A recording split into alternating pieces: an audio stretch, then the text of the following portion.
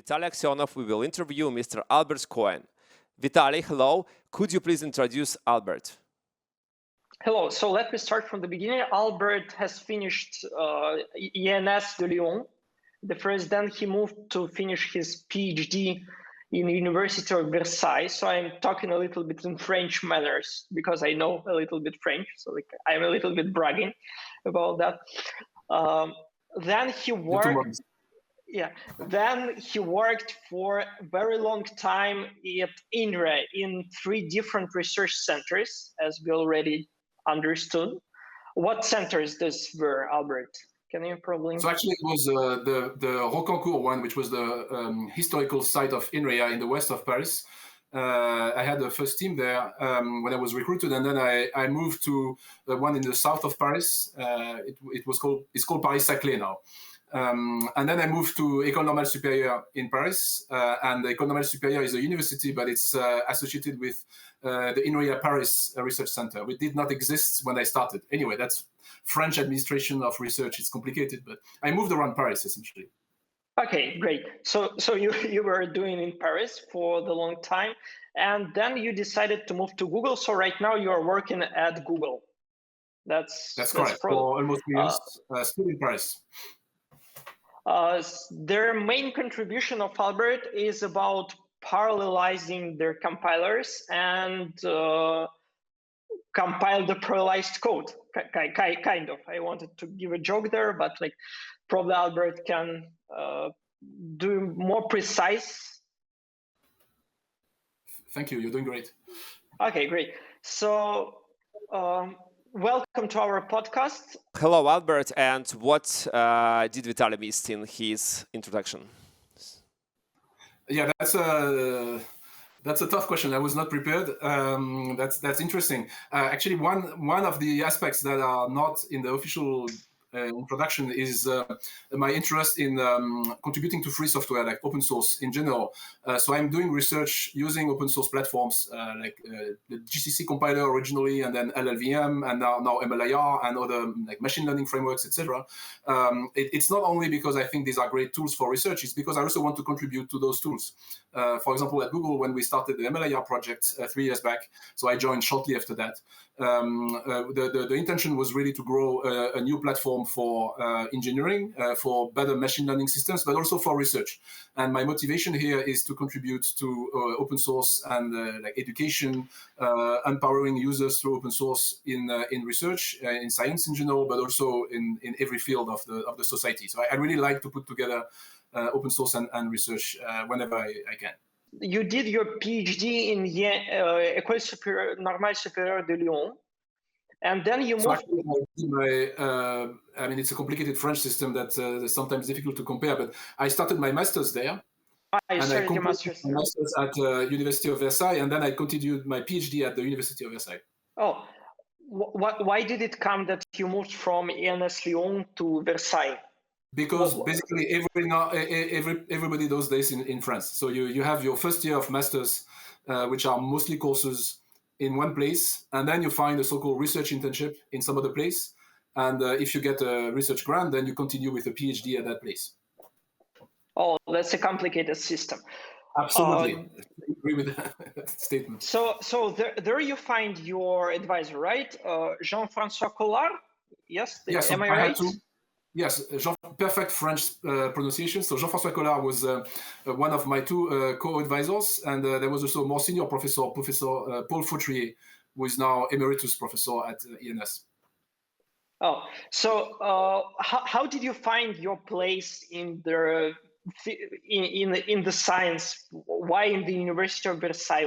Why not in ENS Lyon, ENS Paris, or École Polytechnique? Or I don't know. There are so many places in France that I don't know. Like, they're incountable.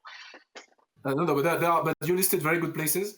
So first of all, I mean, I guess there are 2 reasons. The first one is the research topic. So Jean-François Collard actually submitted a research proposal looking for master students to do research at the University of Versailles, and I really love the proposal because I was interested in compilers for at least 2 years. I really wanted to do research in compilers area, and this was about compilers that were parallelizing programs automatically. I heard about it a little bit before, so it was in the mid 90s. It was an interesting period where people were halfway between saying that, yeah, this will never work, it's just too difficult, it's hopeless, we have been trying for 20 years already, and halfway between saying, no, it's only the beginning, there are new parallel machines coming, and parallelism is going to be everywhere eventually, so we need that. And so it was an interesting time. I really wanted to study that topic. The other reasons was more administrative. So since I came from École Normale Supérieure de Lyon, I was encouraged to move to another place. It's because it's one of the top schools for research in France. There is this policy that students should do their PhD elsewhere. And Versailles was a great place, the team there as well, and I'm very lucky to have made that choice. Okay, so at that time you came up with the, how it is named, polyhedral model, right? Because right. Like I was looking through your papers recently, and I was like, oh, polyhedral model here, polyhedral model here, and as far as I understand, you kind of carry this polyhedral model through all the years that you're working. Can you probably give an intuition? That's right. So I'm not doing only that, but that has been probably the main keywords, the main keyword that comes back and again in my papers. Let me say that the origins of the polyhedral model, or the Polytop model, or the polyhedral framework, there are multiple names. You can make it date back to actually the works of Leslie Lamport, who has been one of the great speakers at Hydra in the past, in the mid-70s. He didn't use that term. It was the Lamport hyperplane method, but it was like the beginning of that work. And in the 80s, it became more popular in compiler research, partly thanks to Paul Fautrier, one of my co-advisors. And there was a very strong school of thought in this kind of works in France, also in the Netherlands, and a little bit in the US. Actually, and later it grew in the US much more. Actually, there is also a team in Poland who has been doing that as well at the same time, and then it kind of survived until the mid 2000s. And my main contribution have been actually after my PhD, I've been to actually help making these polyhedral modeling techniques of compilers, I can explain later if you're interested, practical. So making it useful to solve day-to-day compilation problems, optimization problems that matter, and that's partly thanks to that I eventually made it to Google, because it's getting used in domain-specific compilers for machine learning. But at the beginning, when doing my PhD thesis, this was mostly theory. There were very few attempts at actually productizing or doing startups or whatever in this area. Okay, so probably. Can you share with us the secrets of Polytop model a little bit? I'm not very good at math, unfortunately. So probably you can explain me in a few words, so everybody can understand what it is and how to use it. So there are two ways to explain it, two intuitive ways to explain it. One is more geometric, and the other one is more if you are doing. If you're optimizing systems and you're used to so-called auto-tuners or auto-tuning techniques. I don't know how many people are familiar with that. So let me start with the geometric intuitions. So it's called Polytop or Polyhedra because instead of modeling programs that have loops iterating over arrays, which is very common for scientific computing, or the numerical kernels that people use for neural networks, etc., or for signal processing, image processing, etc. So you have all these loops that are iterating over arrays and doing very repetitive, very predictable computations. So instead of seeing these as loops, you want to see them as systems of affine or linear inequalities or constraints. And these are just words, math that may frighten people up, but intuitively, in a geometric form, you just see the program as some cursor that traverses a big rectangle or large hypercube or whatever polyhedral shape that you can think of. Usually it has some rectangular edges, but not necessarily, can be also oblique. And the program is essentially a way to traverse a big polyhedron in 2D, 3D, 4D, 20 dimensions, as many dimensions as you want. And then when you want to compile the program or optimize the program, it's all about changing the way to traverse these polytopes, these polyhedra. So you may want to switch the order. For example, instead of going row-wise, you may want to go column-wise. or you may want to go in skewed, like slanted traversals, or you may want to partition your polyhedron into blocks, like block matrix computation, and then you do your computations locally in the block, and then you move to another block later. That's great when you have caches, for example. You want to optimize for locality, reuse data that's local to the processor. So you would do this kind of blocking transformations. So basically everything you want to do on programs with loops and arrays, it's great to model them as geometric operations on polytopes. And then there are all kinds of optimization algorithms as well that come into play that can solve these problems, like linear programming or integer linear programming and the like. But I don't think it's, I mean, these are, the main secret sauce is this geometric view of programs. Mm-hmm. Okay, so let's probably invent this a little bit from the beginning. What was your first result at this topic? How you decided to grab this problem from what site? Actually, I didn't say the full truth because I skipped quickly during my PhD. I mean, when you asked me about the PhD, what was, talking about polyhedral compilation, actually my PhD was not so much about polyhedral compilation. It had a little bit, but it was mostly about going out of the limits of the restrictions of this polyhedral, of this geometrical view of programs. For example, I studied recursive programs, like recursive traversals of trees, trying to understand how to apply a geometric view to this kind of recursive explorations as well. And that led to a completely different model that's not polyhedral. And also I was looking into more dynamic control programs where you have like while loops, termination conditions that cannot be predicted ahead of time, like all kinds of dynamic phenomena that happens during the computation, and how to kind of gracefully adapt the geometric techniques of polyhedral compilation to work on these more dynamic programs. And I've been then later on focusing again on the core of polyhedral compilation, but not so much during my thesis. So my thesis was mostly about going out of the classical limits of the model. Let me continue with my questions. I have the questions that after your PhD, you worked in a lot of places. For example, you was at University of Illinois as postdoc or as visiting professor. I'm not sure exactly. More postdoc. More postdoc, yeah. Actually, I had a position at Illinois already, but I was more of a postdoc, so definitely. So the question is, since when you always graduate from the PhD, you kind of doing one thing, and then when you go to as the postdoc to another place, you kind of switch your topic on a little bit different. That was one of the best moves I made in my career because, at that time, I guess it was a little bit more commonplace to have a job at the university immediately after your PhD. Although even if you graduate in Europe. So right now, if you graduate from a top university in the US, for example, it's okay. You can get a job right away, especially these days with machine learning, etc. But there was a time where the competition was just way too hard. And if you're working on biology or other fields, this is still the case. And in Europe right now, most people would get a job at the university or research center only after a postdoc. But at that time, I just got hired right away.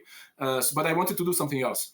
And so that was an opportunity, thanks to colleagues at Illinois, David Padua in particular, who retired recently from Illinois, one of the pioneers of parallelizing compilation as well. That I could take courses over there. I could try to parallelize Java programs, work on pointer analysis, work on induction variables, actually, which eventually led to this contribution to GCC. And so that was a great opportunity I really would encourage anyone to move, even if you have a great trajectory, you have a job or whatever, especially if you're young, just move. But even if you're not young anymore, you should move and look around and do something new. That's what's best for research. We need opportunities for learning new things. That's what makes us most productive and creative. So also you worked in two other places. What was there? It was like sabbatical, or it was also the postdoc, kind of that? So I worked at Philips, and then it became NXP Semiconductors in the Netherlands. But that was like a part-time like visiting professor position. So for about 3 years, we had a grant to collaborate with a group there, and we had some contacts before already and some papers with them before. So I was spending basically 20% of my time in Eindhoven, in the Netherlands, at the headquarters of Philips. And that was a great experience as well, because that was the first time I actually worked in industry. even if it was largely research. And then at Ohio State University, it was more like a sabbatical and a short one. For Facebook, it was again a collaboration with the industry, and that's much more recent. You in the Facebook, you have started already doing the machine learning, or you were still working on the compilers at the time, like kind of more compilers? I kind of split it. Yeah, that's a great question, of course. So let me step back. So actually, in the late 90s, but very much in the 2000s, there was a lot of machine learning applied to compilation. If you look at the proceedings of the CGO conference, for example, code generation and optimization that started in 2003, and if you look at other systems conferences as well, at that time, people were using like naive machine learning techniques of the time, like kernel methods and like search techniques with pruning algorithms, and I mean, people would do reinforcement learning now or using a deep learning, of course. But at the time, it was a bit naive, but it was new. And so I did some of this stuff as well. For example, I worked a little bit with Grigory Fursin, who many of you probably know, who is an expert in autotuners and in applying machine learning techniques to systems and compilers in particular. Is very active in also helping people build reproducible experiments and collaborating with the ACM on that. I mean, maybe you heard about the C-Tuning Foundation, etc. So at that time, I was collaborating with him, and he was an expert in these techniques. And then I moved to other topics, mostly because by choice. I wanted to focus more on embedded systems in particular. And when ML became the super hype for good reasons, I mean, everyone was asking for compiler techniques or at least optimization techniques, not necessarily compiler techniques, to get better performance, like after AlexNet in 2012 in particular. And so I had the opportunity, thanks to a former student, one of my first students as well, to collaborate with the Facebook Artificial Intelligence Lab, visited New York, the headquarters a few times, and then managed to work in Paris for 6 months on a new project that became known as Tensor Comprehensions. And that's basically where I really contributed to ML. Rather than using ML for compilers, I started working on tools that can help deploy new models faster, optimize new operations that researchers work on with a focus on GPUs, but not only on GPUs. And so that's basically where I started stepping into the field of ML, really. But again, ML started in compilers much before that. You had, as I saw, 26 PhD students. Something like this, yes. I'm not sure. I need to double check, but yes. Yeah. How is it possible during this short time that you really had a very short time working? Like it's only like 20 years. How have you? I'm glad that you are young and you see 20 years as a short time, because I see it as a short time, but when I was your age, I'm not sure. So I mean, it's a short time for 26 PhD students, you know. Oh, but that means I basically had about three to five PhD students at the same time, which is a lot, yes. Yeah. How did you come with so many theoretical questions for them, or like they did yeah. How do you manage this? That's okay. So these are two different questions. So managing, I've been sometimes pretty bad at it, sometimes better. So it depends on the student as well. But sometimes I've been overwhelmed by work or personal duties or whatever, and so I would not advise having a lot of students if you hit difficulties of all kinds, or like teaching. I was lucky not to teach too much. Also, I was teaching only as an extra work, because at INRIA we are doing research, but we don't have to teach. We are encouraged to teach, but we don't have to teach. So that's part of the answer, I guess. So I would say that 5 students, if you're really advising them day to day, is a lot. Many professors have many more than 5 students, but they are not really working with them day to day. I mean, they have more junior postdocs or even senior PhD students that do part of the work. I mean, I'm not going to give any names, but it works pretty well sometimes. But it's not my ideal way of doing research. So the main, I think it's very easy to get ideas. I mean, it's not difficult. Sometimes the students come with their ideas, and so one of them, for example, joined me at Google shortly after his graduation, or even before his graduation, actually. And he came from ENS, and he brought his optimization problem. He says, I want to do this kind of stuff. Sure, it sounds interesting. So we discussed a bit more. he was self-funded because he had a scholarship from ENS, and then that's it. I mean, it's easy to get started on something, but then you need to have time, you need to have resources, etc. But no, the more difficult is to get grants. So much of the academic time is spent in getting funding, like money for paying PhD students or engineers or postdocs, and that's I've been lucky enough, I would say, mostly thanks to meeting the right people at the beginning. Both in France, like Olivier Temam, for example, who is a computer architect who is also at Google, actually at DeepMind now, but we were together at INRIA before, so he really helped me get into the right places and the right mode for applying for funding and getting good results. And also in Europe, for example, you may be aware of the HiPeak network of excellence that has multiple activities like the HiPeak conference, the Aksyonov Summer School, etc. By the way, I'm teaching at the Aksyonov Summer School next month, hopefully in person in Italy. But so these are also places where you meet people, you can set up research grants, you get new ideas, you get money for your research. Yeah, being lucky enough to be in that crowd is the main reason I get students, because then I'm visible and I have money. So that's it. You're on the program committee of so many conferences. How did you manage this? Do you like it? Is it necessary to do that? Something like that. Wow. Like, I hope you get the question. I hope you get the question in general. Joker for the no. I mean yeah. If you are an academic professor, like for example, if you're on the tenure track process, I don't know how it works for you at IST or in Russia, but definitely you need this kind of items, not only because it shows that you're visible in the community, but also because it's like a networking opportunity. So you meet senior researchers, you get new ideas, so which is good for like applying for grants. It's where much of the action takes place. Even if the program committees are virtual, like online, which is the case, which is going to be the case for now on, I guess. We're not going to fly to random places on Earth just for one day anymore. This is completely stupid.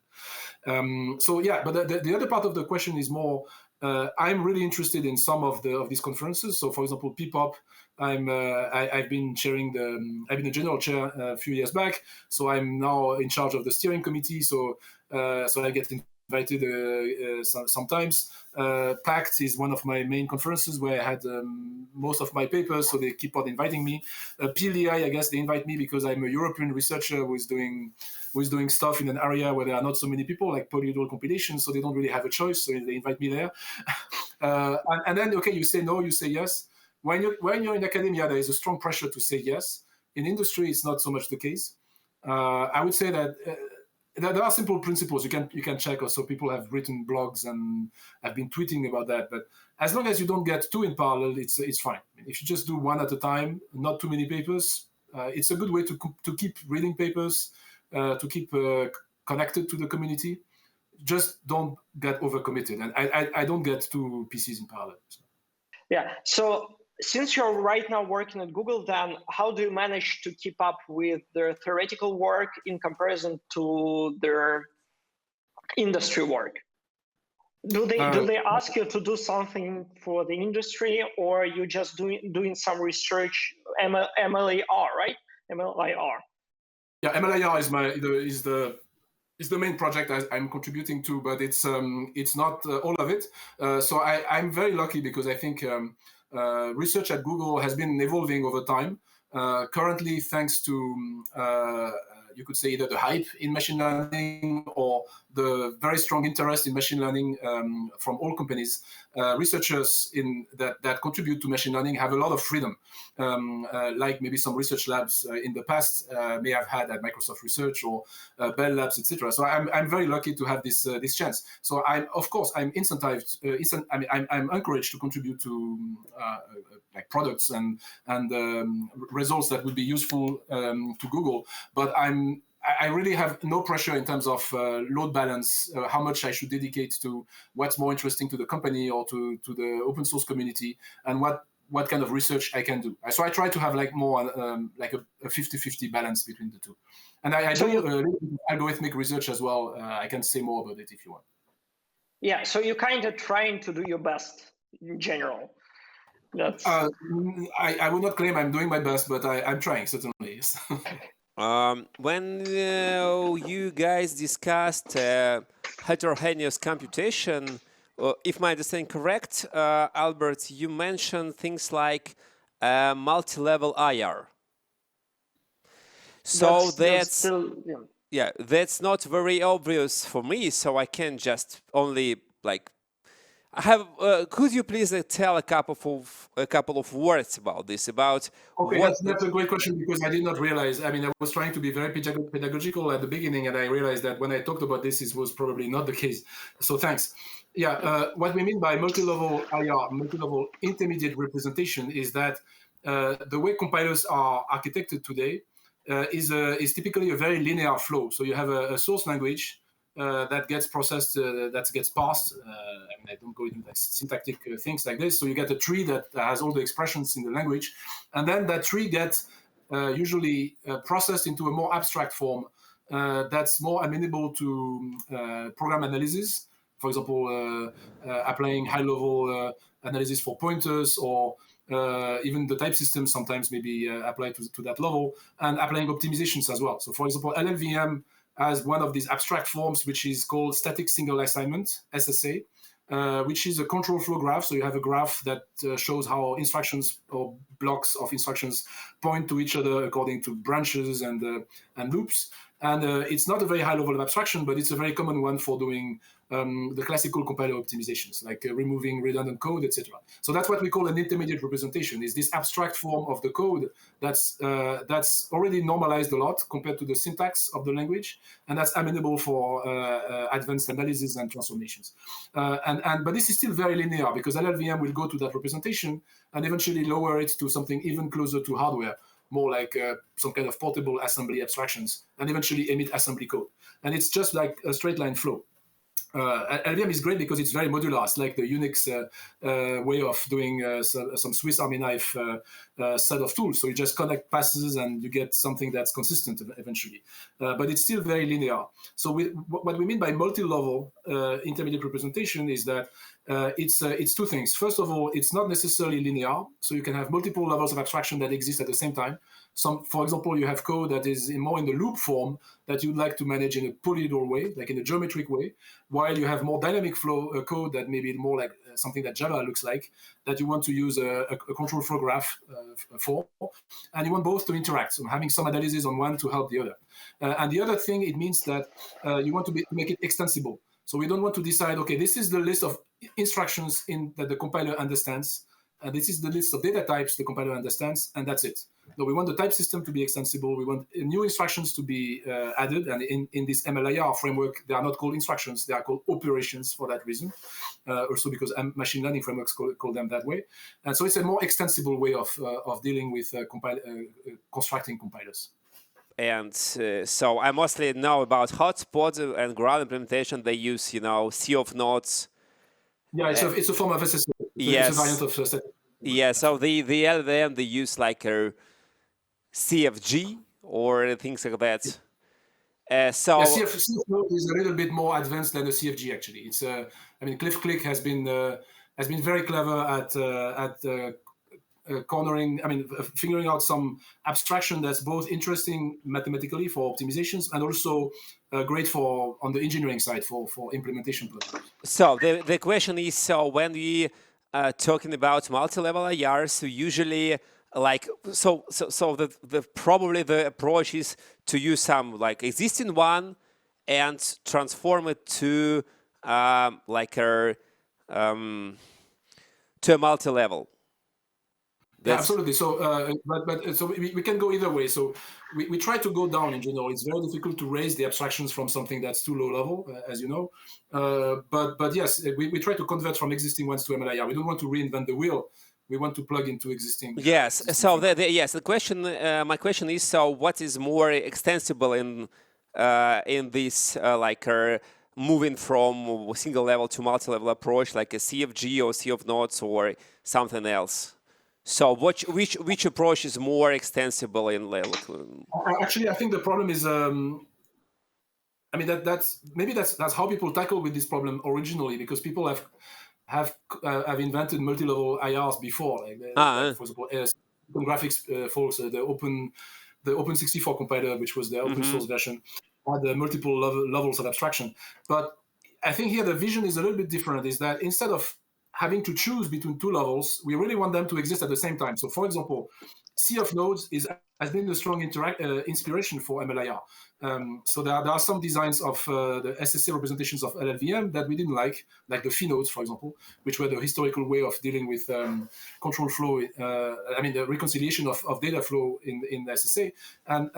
So MLIR uses another approach. But the interesting thing is that it's more like an aspect of the representation. So you have both this control flow view, you have a more data flow view, you have also a view that's more related to how operations are extended across modules.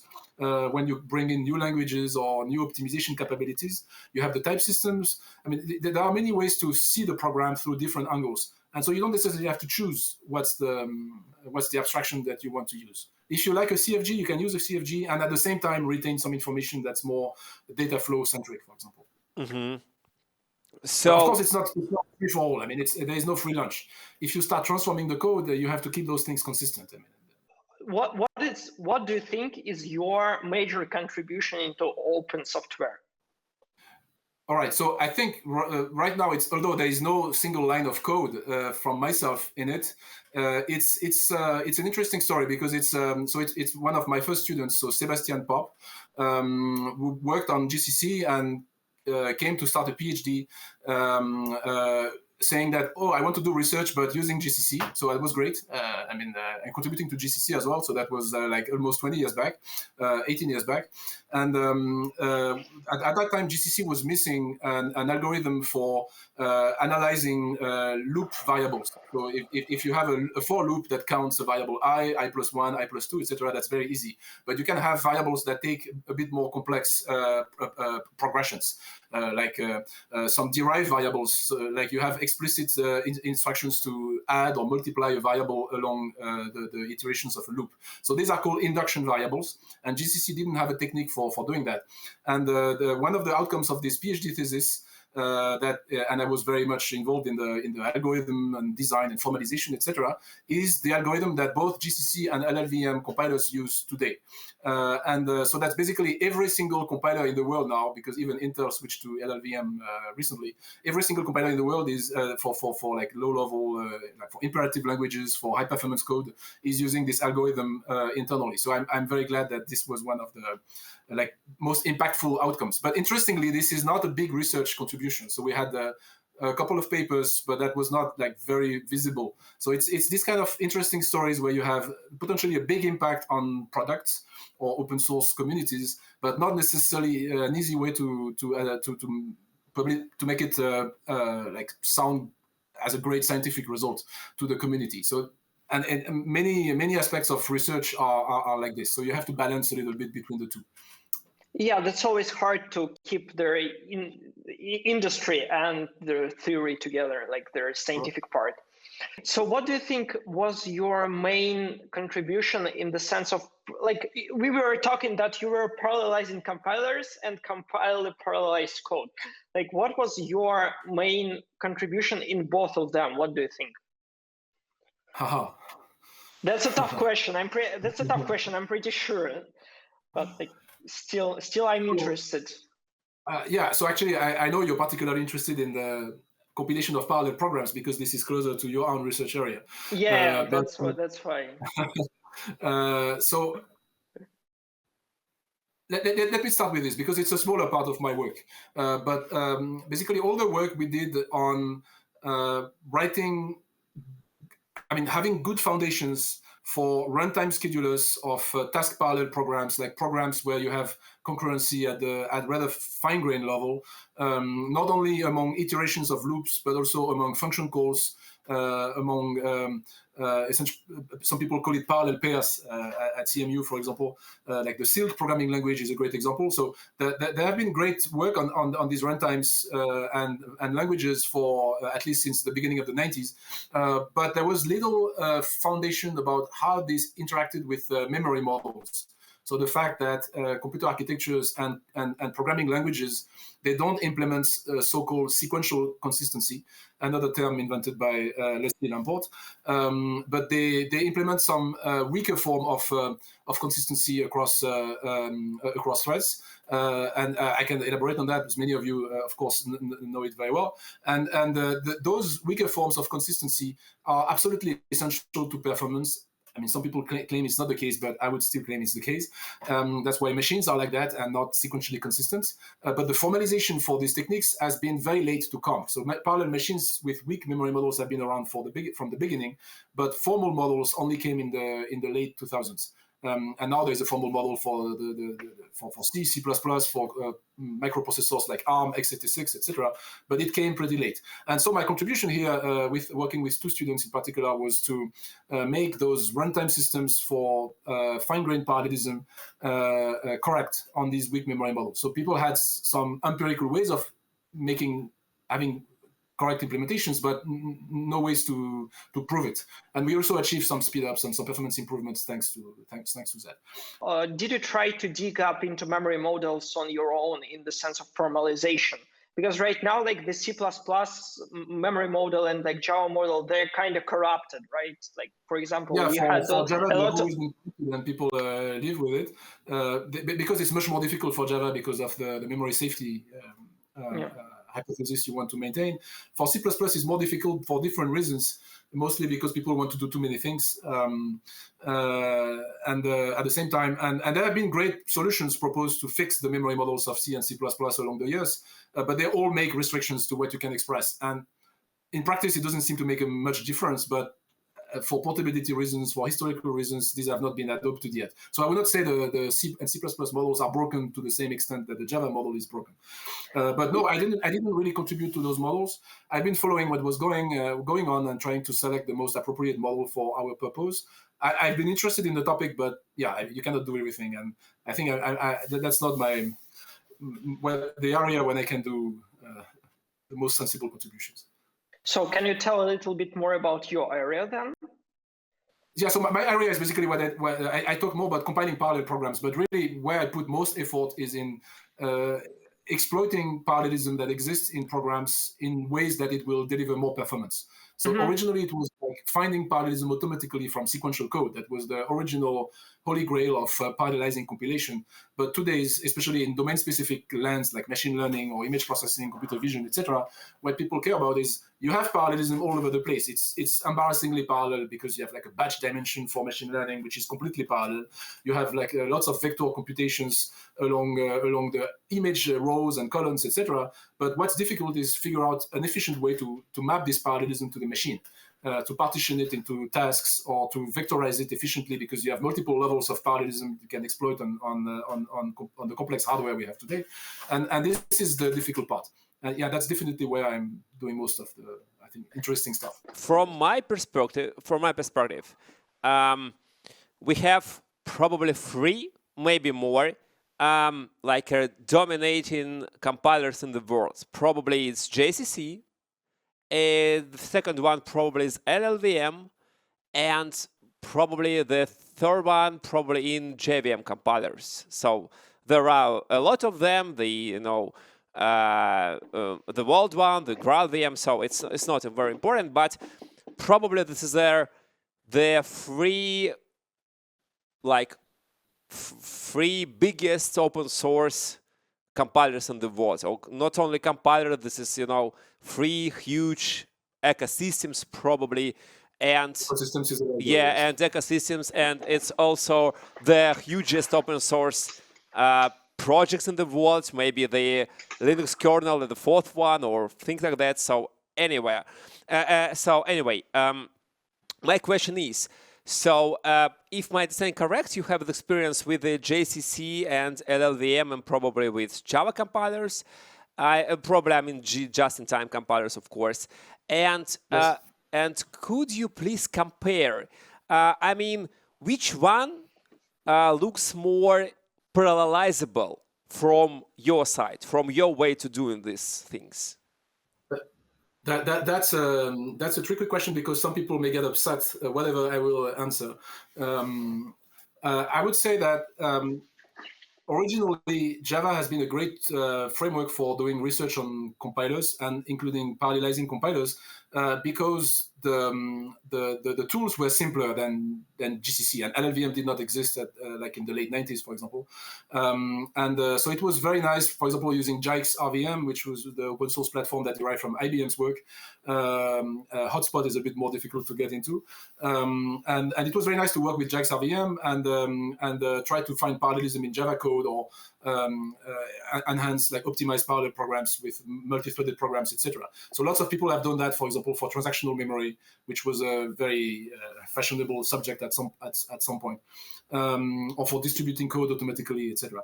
But in fact, I mean, even if it was easier because the infrastructure was simpler, I would say that Java is not a very friendly language for parallelism, mostly because it has side effects all over the place that are very hard to track. So you need heroic efforts in terms of static analysis, which may also be contradictory with the fact that running in a just-in-time compilation environment, you really have very little time to do any compilation work that's expensive, and you need heroic effort to recover information that's very easy to find in languages like even, I mean, not C, but some languages that are more suitable for array computations. I think this is something, actually I didn't name it because I didn't want to name it, but one reason why scientists use Fortran for a long time and still some people still use it is basically because of that, because it's very easy to get that information. So in Java, it's kind of obfuscated. So now GCC is a terrible infrastructure for research because it's very complex. At least it was originally, it has improved. I was still very interested in GCC because I wanted to see how a real compiler looks like. And also LLVM was way too immature when we started. But GCC definitely is not the best infrastructure today if you want to do research. LLVM is kind of okay, but I would say that maybe the problem you're asking is not what people care about most today. People not necessarily care about optimizing C code, Java code, whatever, Haskell code even, or whatever. They care about more domain-specific programs. So people would write Python code or Java code, Scala code, whatever, that embeds a domain language inside the Python syntax or the Scala syntax or whatever.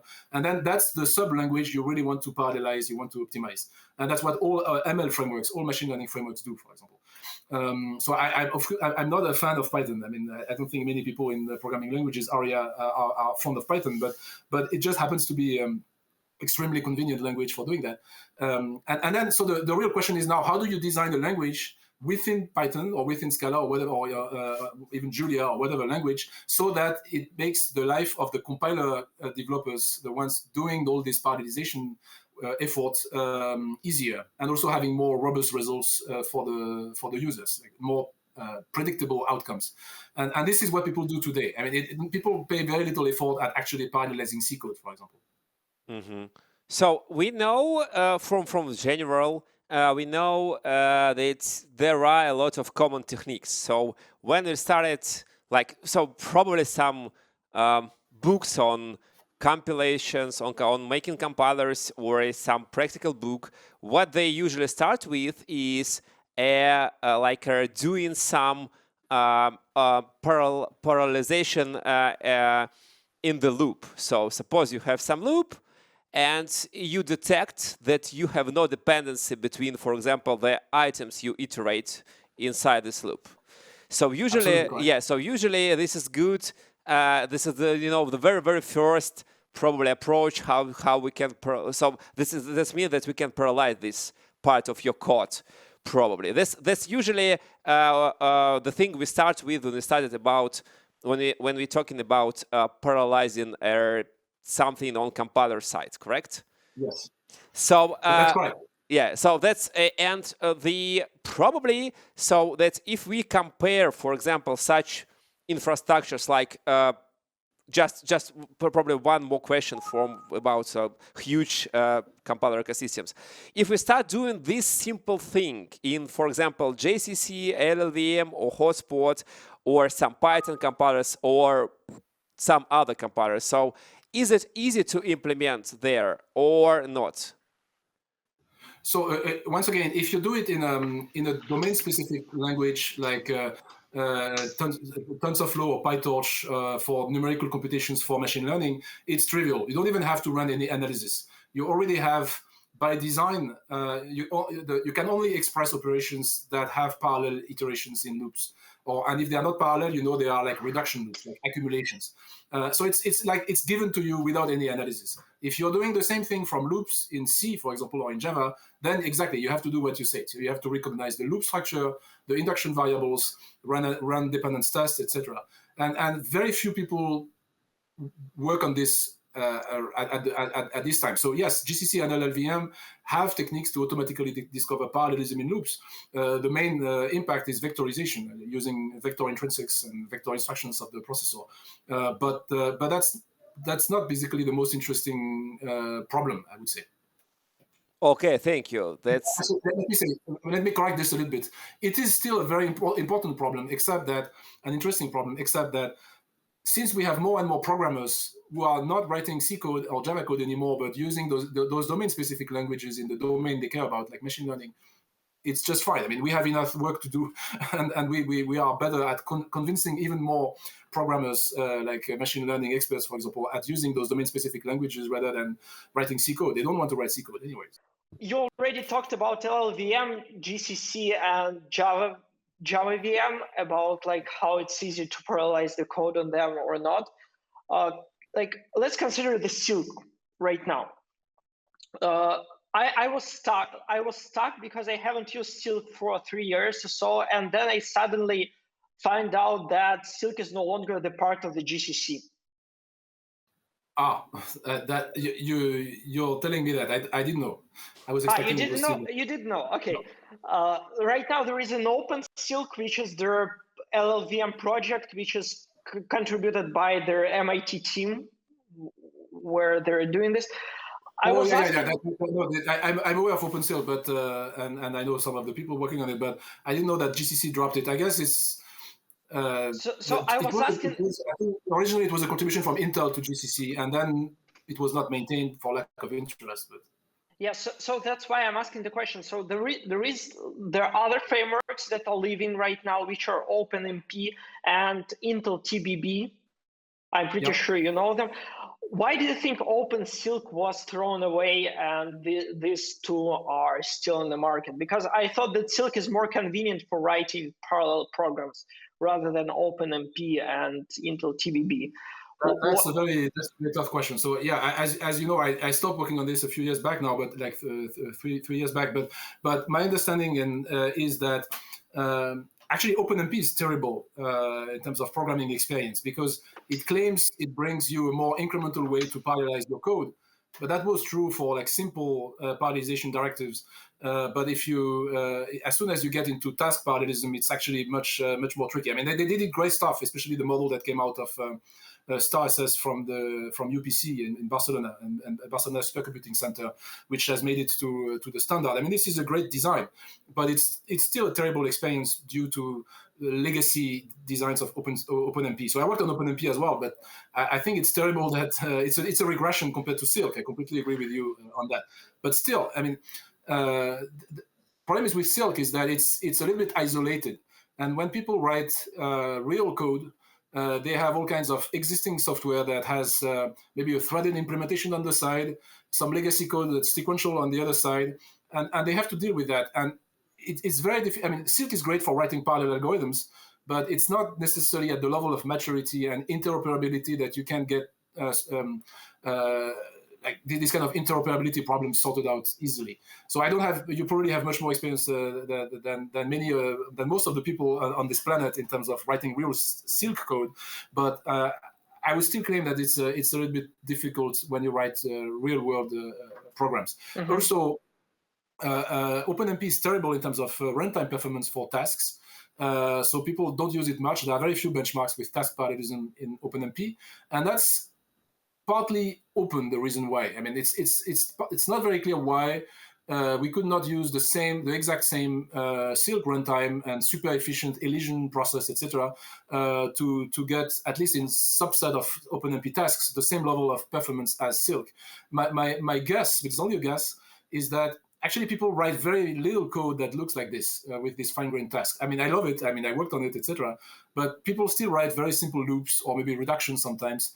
And nobody really cares about breaking the computation into the most elemental atoms that are sequential and then growing a large task graph around it. It's a great vision of like performance portability of parallel code, but people apparently don't think that way at the moment, or we are missing something to make them think that way. So I think that's the main reason. Okay, so what would you suggest as the best language for parallelizing the code? Is it Java, or is it C++, or is it like some other compiler? I don't know. So the answer is easy. It depends. It depends. Okay. Okay. What problem you're interested in? What machine you want to compile to, etc. As you said, task parallelism is the most important thing right now. So what do you think? About accelerators, it's not the case. If you care about GPUs, it's not the case. It's not the case. Okay. I mean, it is the case. Again, it depends. It's the case if you're on a server application with homogeneous like SMP kind of thing, or even NUMA, multi-threaded code on CPU. But if you're interested in more heterogeneous systems, then it's task parallelism is I'm not saying it's bad, but it's more complicated because you need coarse-grained tasks for accelerators and fine-grained tasks for CPU threads or like lightweight threads, and managing that is not easy. Did you work on that? Yes, one of my students co-advised with people from the CEA. It's like in the US would be the Department of Energy. They worked on like high performance computing applications that were heterogeneous in that sense. And now what I'm doing at Google is I'm not working on runtime systems, only working on compilers. But this is it has become ubiquitous for ML frameworks. It's absolutely necessary to deal with at least two types of devices, like CPUs plus GPUs or CPUs plus TPUs, and sometimes more than two. What I was asking about Polytop model is that your most cited paper is there about polyhedral parallel code generator for Cuda. This is your most cited paper. It has more than 300. Yeah, it's probably the most. I guess the MLIR stuff will be more cited very soon, but right now it's still. How did you decide to move to the GPU to apply your ideas into GPU, for example? I understand that it's kind of natural, probably, but like still, how did you come to work on this? No, it's very natural because when I started, it was kind of the end of the vector architectures like the Cray machines, etc. Except in Japan, where there was still a lot of investment. I don't know about Russia, but in most parts of the world, vector architectures were not in fashion anymore. It was more like clusters of workstations and MIMD machines, etc. So I was actually looking for an accelerator because the main interest of these techniques is it's great to generate specialized code for accelerators. So when GPUs became more programmable, essentially after Cuda arrived into the picture, it was a great opportunity. So we just jumped on it. It took us about 1.5 years to have something working and doing something reasonable, like in 2011 or so. And the paper came a little bit after that. But that was a very natural move. And then same thing at Google. So we have TPUs. Machine learning is coming up with new accelerators every day almost, or at least every month. So it's a great playground for these techniques. Okay, so guys, please work on their improvement the compilers, because it will always give you a job with coming accelerators each 10 years or earlier. Well, unless you were active like at the end of the 90s or early 2000s, there was like a period of about 10 years of a dark age for accelerators. But since then, it has been blooming. Yes, definitely. So yeah, also I know that TPU is the architecture of Google. Have you really played with it? Because I've never got to them. They're kind of not given to the open society. I think. There are papers. There is paper at ISCA at some circuits conference, and there are a few communications about the designs, but not enough details for people to. For example, there is no like assembly language that is made public or any tool flow to play with it at fine grain. So the only way to use TPUs right now if you're not at Google, for example, through Google Cloud, is to use existing ML frameworks that target TPUs, like the XLA compiler of TensorFlow. Or if you program in TensorFlow or in JAX or even in PyTorch, you would use the XLA compiler to target TPUs, and nothing of the architecture is exposed to you except at very high level, like host device interactions, these kind of things.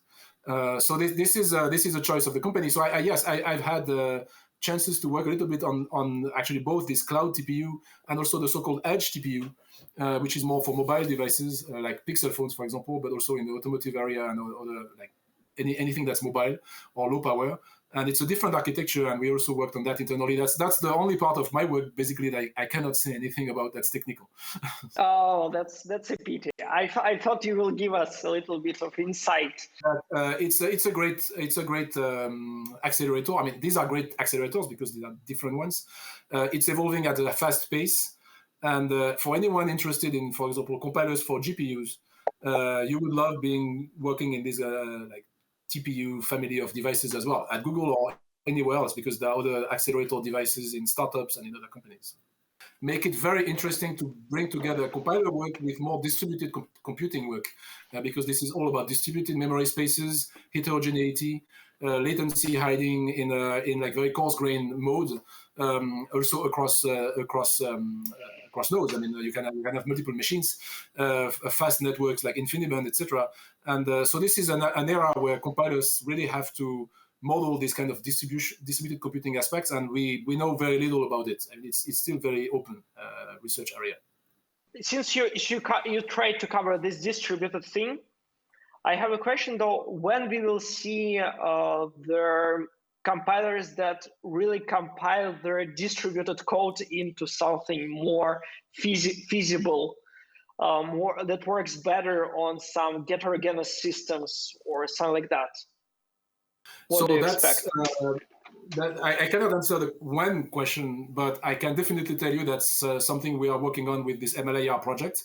So MLIR stands for multi-level intermediate representation and not for machine learning intermediate representation, as you may know, but it's of course a joke.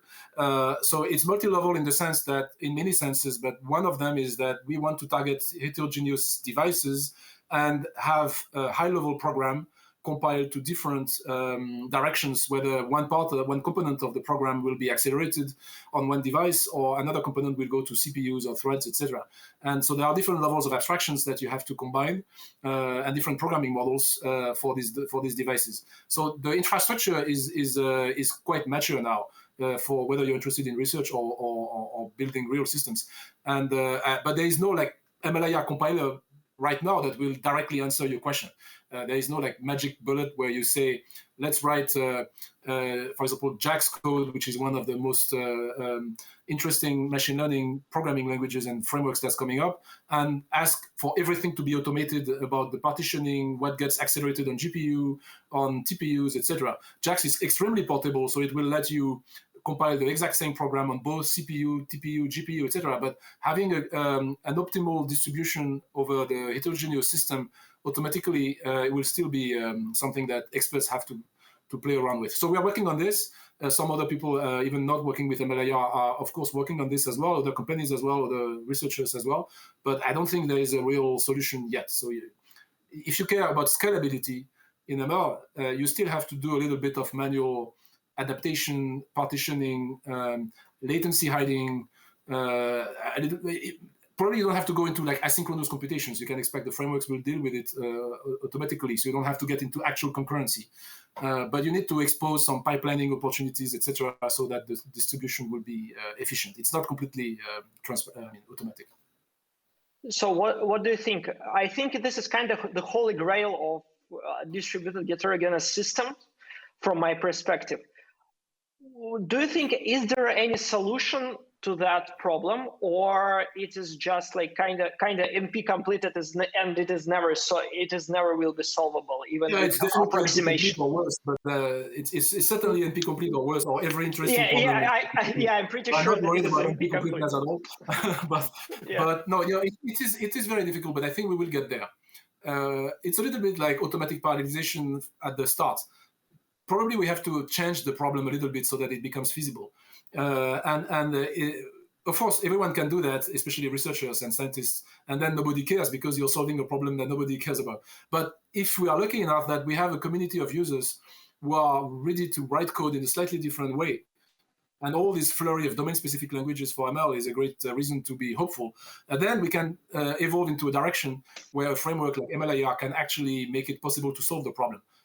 Maybe not starting from existing PyTorch code right now, or TensorFlow code right now, but some evolutions of JAX, for example, I think could be the direction to take if you want to do that. There have been heroic efforts in compilers forever, like what's the most precise pointer analysis in the world, or what's the best register allocator, or whatever. But these are not the true problems that people care about.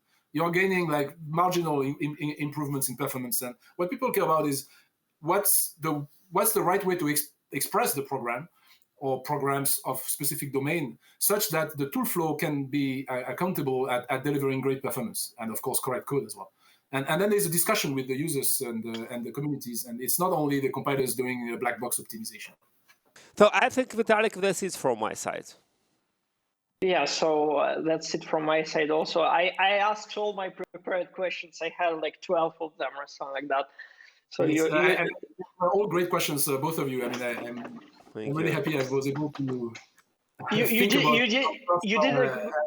articulate it. That's a good opportunity. Thank you very much for that. You did a great work on answering all these questions, and none of them are stuck you. That's a very good sign that you know what you're doing. I hope so, still. Okay. So anyway, thank you very much, Vitaliy, and thank you very much, Albert. So that's, again, that's a great honor for us to have you on board in the very first Heads of Hydra podcast. Thank you very, very much. Thank you, Albert. Thank you.